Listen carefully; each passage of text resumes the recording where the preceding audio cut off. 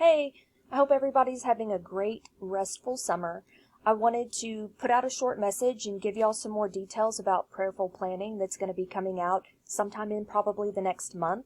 I've had several people reach out and ask me how this planning guide can be used during the school year. And so I want you to know ahead of time, this isn't going to replace your monthly or weekly planner. I know that I'm meticulous about how I plan. I keep an online calendar and then I keep a paper calendar as well, just to keep my ADHD brain in check and so I don't forget things. This won't replace that.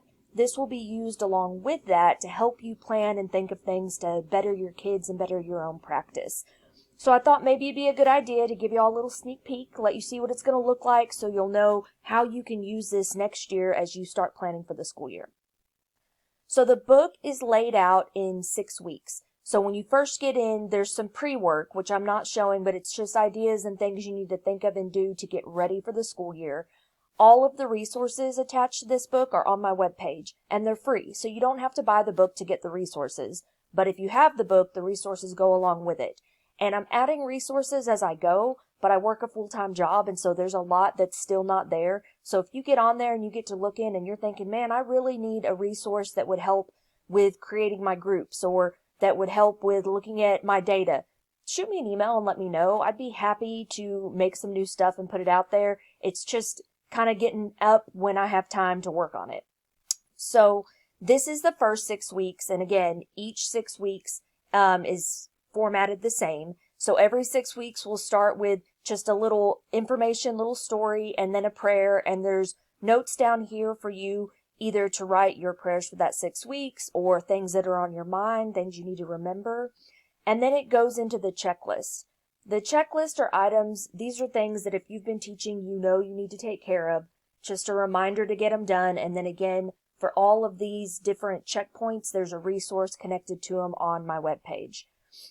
Then you'll get into the first week of the 6 weeks. So every week of the 6 weeks, we'll have a self-care tip, a little inspirational, devotional type thing, and then a scripture. And then there's a blank checklist for you. I would use this as a place to write like my morning scripture, my morning prayer from the day, or maybe a place to take notes on how things are working, what is, what isn't, that you want to follow up with later, just items that you want to remember.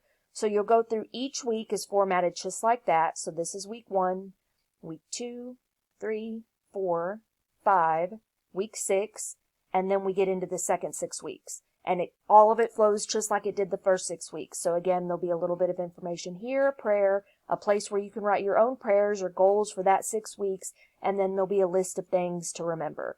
I'm really excited for y'all to get to see this resource. It means a lot to me. I know I was always very big with my teachers on praying through the school year and making sure that we were looking for opportunities to share God's love, and that's what this is about.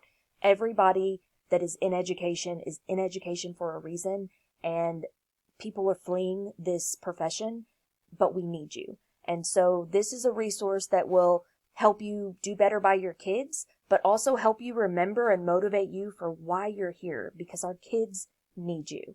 So I'm excited for this to come out. It should be in the next month, but I'll have an exact day soon, and I'll be sure to post that as well. So take a look at this, and I hope everybody likes it.